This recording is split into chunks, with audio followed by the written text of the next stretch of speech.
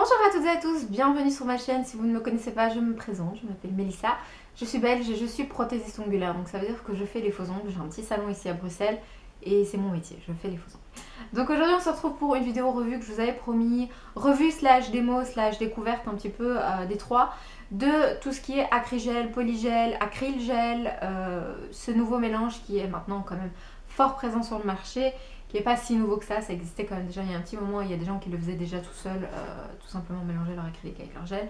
Donc c'est pas si nouveau que ça, mais c'est tendance, donc voilà. Personnellement, je ne travaillerai probablement pas avec ça sur mes clientes. On vient de toquer à ma porte. Je ne travaillerai probablement pas avec ça sur cliente, on en parlera pourquoi plus tard. Mais voilà, j'ai voulu tester à la base la marque Gelish, qui coûtait quand même assez cher, donc finalement j'ai pas su tester parce que j'ai pas les moyens pour l'instant d'investir dans beaucoup de choses vu mon absence de mon opération. Voilà, il faut que je récupère un petit peu financièrement parlant, hein, on va pas se le cacher. Donc j'ai pas su investir là-dedans pour l'instant et je me suis dit tiens, je vais tester un truc de chez AliExpress qui coûtait 6 ou 5 euros, un truc comme ça. C'est ceci, c'est de chez Venalisa et en fait ça se présentait exactement comme les petits tubes de chez Gelish. Et je sais pas, j'avais envie de tester, je me suis dit ça devait quand même être pire que ça, il y avait plus de 13 000 commandes, un truc comme ça. Je pense que tout le monde a été curieux comme moi et au final, c'est ceci, c'est dans un petit tube comme ça. Et au final, c'est un gros fail, de chez Gros Fail. Donc voilà. Donc je vous conseille pas d'acheter ça, c'est beaucoup trop liquide par rapport à un autre acrygel que j'ai testé. Par contre, j'avais acheté ceci, c'est aussi de la même marque Venalisa, je vous le mettrai en barre d'infos celui-là. C'est un petit pinceau pour ça, pour cette matière-là, l'acrygel. Vous avez une spatule d'un côté et un petit pinceau de l'autre. Le pinceau fait beaucoup penser à un pinceau type gel et il est top. Rien à redire sur ça, nickel. Donc très très contente du pinceau et je crois qu'il m'a coûté 2 euros. Donc c'est pas volé. Par contre, j'ai décidé du coup d'acheter quelque chose un petit peu moins cher et en pot. Ce sont ceux de chez Ongle 24. Hein. Il n'y a rien à faire, j'ai quand même confiance en Ongle 24. Je sais qu'ils ont des produits de bonne qualité qui ne donnent pas des produits comme ça qui ne fonctionnent pas. Donc j'ai décidé d'acheter chez eux pour l'instant. Néanmoins, vous l'aurez vu, je n'ai que deux pots. J'ai pris le hybride acrygel Milky Rose et le hybride acrygel White parce que j'aimerais bien tester de faire une French avec ça aussi. Donc voilà, j'ai pris juste ces deux pots là pour tester. Maintenant au niveau du prix ça coûte 19,95 € pour un pot de 30 grammes. 30 grammes. 30 grammes le pot. Donc ça fait quand même 4 fois le prix, 2 ou 3 fois le prix d'un gel classique et 2 ou 3 fois le prix d'un acrylique classique. Donc à vous de voir si vous désirez impacter ça sur votre clientèle. Moi je ne désire pas augmenter mes prix. Je suis déjà dans une gamme de prix un petit peu plus haut que la moyenne ici sur Bruxelles. Donc je ne veux pas aller plus haut que ça. Donc c'est pour ça que je ne travaillerai pas avec ça sur cliente. D'autant plus que personnellement j'ai pas des problèmes au-delà de ça au niveau de la casse, etc. Au niveau de la solidité, si c'est quelqu'un qui casse tout le temps en gel, je passe à l'acrylique. En général, il n'y a pas de souci. Mais bon, je me suis dit que j'allais quand même tester pour vous. Mais voilà, pour être 100% honnête, si ça n'avait tenu qu'à moi, j'aurais pas spécialement acheté cette matière. Ça ne m'intéresse pas plus que ça au niveau de mon boulot ici. Sauf si le gel venait à disparaître, alors je remplacerai le gel par ça. Mais l'acrylique, j'aime trop ça que pour le remplacer par ça pour l'instant. Donc voilà, je dis pas que ça ne pourrait pas changer. Hein. Les goûts changent, les avis changent. Mais là, à l'heure qu'il est, je ne désire pas travailler avec ça sur cliente, mais on va voir ensemble un petit peu une démo de ce que ça donne, de comment est la matière, comment la travailler, etc. Donc on passe tout de suite à un plan un petit peu plus sérieux. Alors, je nous ai préparé un petit doigt avec un chablon pour venir poser par la suite. Je voulais vous montrer déjà ce que donnait la matière. Donc sur votre petit pinceau, vous avez un côté palette, j'ai déjà chipoté donc il est déjà mouillé, et un côté pinceau classique, un peu pinceau à gel. Pour moi ça ressemble à ça. Alors le produit, vous allez voir, il est très très épais. Donc c'est-à-dire que c'est vraiment quelque chose, il faut presque aller gratter pour pouvoir avoir une boule. Ce qui va nous le rendre beaucoup plus facile à travailler, de toute façon sans ça on ne sait pas le travailler, c'est du cleaner. Ici moi mon cleaner il est un petit peu rosé, mais vous pouvez tout à fait prendre n'importe quel cleaner. Ça va aider à déplacer la matière, vous allez voir. C'est plus facile à montrer qu'à expliquer. Donc quand vous prenez une quantité, donc en fonction de la longueur que vous voulez, ici je vais prendre une petite boule. Déjà quand même assez imposante, surtout que là c'est un doigt de petite taille, et on vient tout simplement en fait, vous voyez j'ai roulé ma boule, j'ai même peut-être pris un peu grand là, ouais j'ai pris un peu grand, on va prendre le petit, donc je récupère ma boule, elle vient avec moi, attention ça colle, hein. Si ça vous touche ça colle, c'est vraiment hyper collant, Donc faites attention à ça. Je vais prendre une plus petite. Donc je viens, je prends la boule, je tourne sur moi-même. Et pour la déposer, donc ce que je viens faire, c'est comme si je venais la glisser contre l'ongle. Je tourne ma spatule contre l'ongle ou le chablon ou le tips, peu importe. Je viens juste faire une petite queue de cochon pour enlever le résidu. Pour le résidu, je ne l'essuie pas à chaque fois. Je viens juste frotter contre mon petit pot en plastique. Et je tourne mon pinceau de sens. Et du coup, j'ai ma petite tête pinceau. Ici, donc j'ai du cleaner à l'intérieur. Ça ne soit pas fort, mais il y a du liquide. Je viens prendre du liquide. Et là, ça sera un petit peu à vous de doser. Ça dépend, je pense, aussi de quel type d'acrygel vous avez. Ici, ça ne doit pas être hyper humide. Donc, je vais venir enlever entièrement à côté.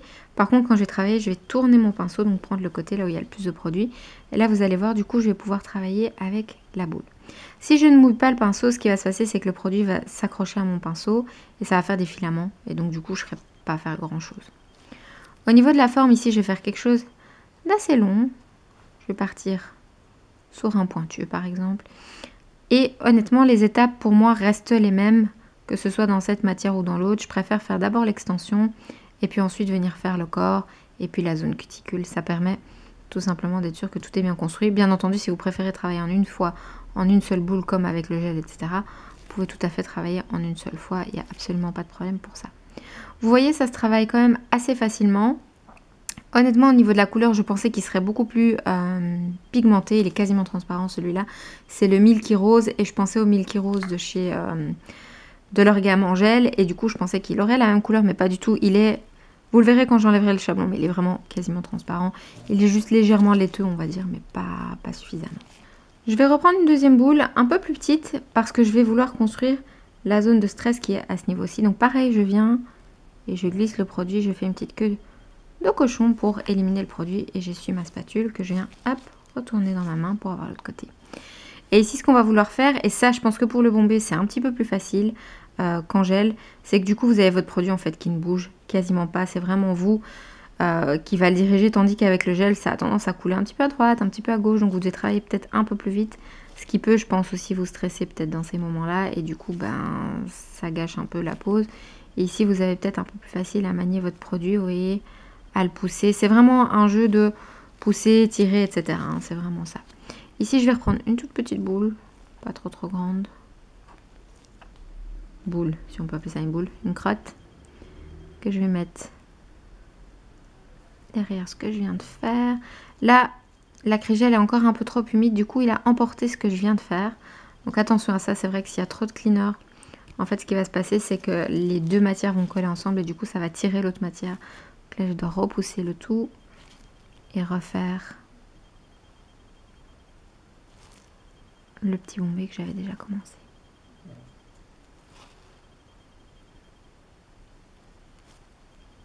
Vous voyez, on pousse, on tire, on pousse, on tire. La différence un peu avec le gel, il faut être délicat, il faut faire attention, etc. Avec ça, vous pouvez vraiment y aller quand même plus fort. Et en plus, comme ça ne coule pas, vous êtes beaucoup moins stressé vis-à-vis de ça, vis-à-vis de la matière qui risque d'aller partout, même sur un chablon qui en général est un peu plus compliqué qu'un tips à aborder. Ça aide. Ici, je relisse le tout pour qu'on ait une forme bien partie du bas, une arche et puis repartir en bas.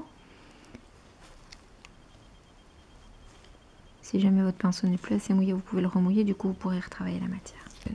Ici, on va aller le mettre à catalyser le même temps que le gel, donc pendant 120 secondes. Mettez en low heat si vous avez, hein, c'est mieux. Mais on va les catalyser et on revient juste après. Une fois que c'est catalysé, il y a aussi une couche de gras dessus, puisque forcément c'est de l'acrygel, donc gel. Il y a une couche de gras, donc vous devez dégraisser pour pouvoir passer à la suite. Avant ça, on va enlever le petit chablon. Et on vient avec du cleaner dégraisser. Ici, on pourrait rajouter encore un peu de bombé à ce niveau-là si on voulait. Maintenant, c'est pas obligatoire, on a quand même déjà un bombé suffisant. Ce qu'on va faire, c'est le limer. Et vous verrez au niveau de la matière, c'est quand même assez solide. Donc, c'est-à-dire que c'est plus pour moi, plus comme de l'acrylique au niveau du limage que du gel. Maintenant, c'est tout à fait personnel et puis toutes les acryliques sont différentes. Mais pour moi, ça me fait vraiment penser à plutôt de l'acrylique quand je lime plutôt qu'au gel.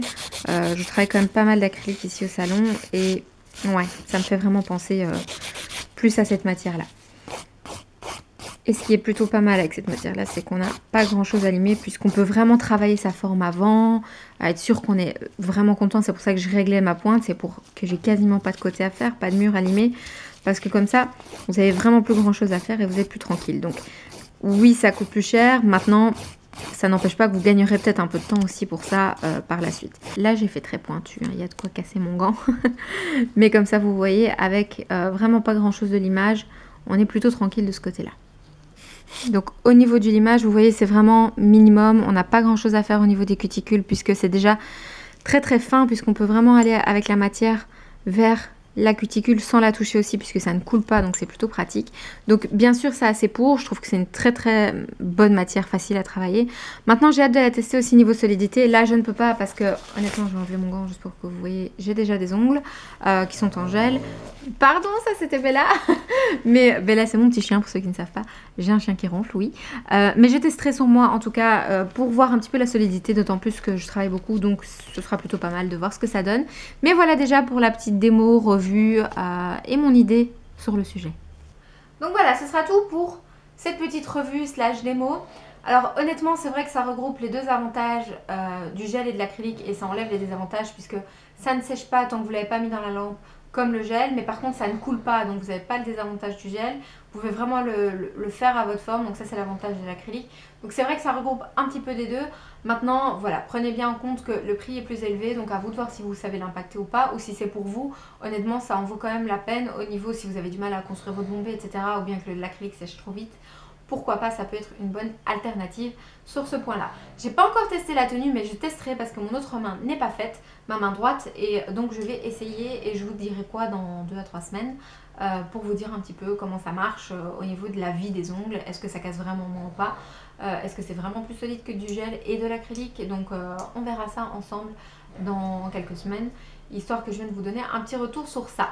Maintenant au niveau de l'application RAS, c'est top, franchement c'est facile à appliquer, vous avez juste besoin de cleaner, n'achetez pas un autre produit, c'est du simple cleaner, c'est du basique de chez NDED, il est rose parce qu'il est rose mais c'est du basique, donc voilà, c'est rien de spécial à signaler. J'ai l'impression que ces peaux-là ne vont pas couler, je peux me tromper, dites-moi ceux qui ont déjà des peaux en acrygel, j'ai l'impression qu'ils ne vont pas couler, donc ça c'est quand même un gros avantage par rapport au gel. Parce que, bon, on le sait tous, les peaux en gel ont tendance à déborder de temps en temps, donc c'est un peu agaçant. Et puis, vous n'avez pas l'odeur désagréable de l'acrylique. Donc effectivement, ça réunit un petit peu les deux mondes. Maintenant, le prix reste quand même, voilà, plus élevé. Donc à vous de voir si vous êtes prêt à investir un peu plus pour avoir plus d'avantages, tout simplement. Donc voilà, on se revoit nous dans quelques semaines pour voir si ça tient vraiment mieux que de l'acrylique ou pas, en sachant que je trouve que déjà l'acrylique ça tient super bien. Donc on verra ce qu'il en est, ça tient peut-être pareil, ça tient peut-être mieux, ça tient peut-être moins bien, on verra bien, je reviendrai vous voir avec des nouvelles. Donc voilà, j'espère que la vidéo vous aura plu, je vous ai fait longtemps attendre, je suis vraiment désolée, mais je reviens cette fois-ci chaque semaine normalement, fin de semaine, je sais pas si ce sera le jeudi ou le vendredi, pour une nouvelle vidéo, et la semaine prochaine ce sera une vidéo Baby Boomer avec un airbrush, donc honnêtement ça change la vie, mais ça on en parlera la semaine prochaine. Donc voilà, moi je vous laisse et je vous dis à très bientôt, au revoir.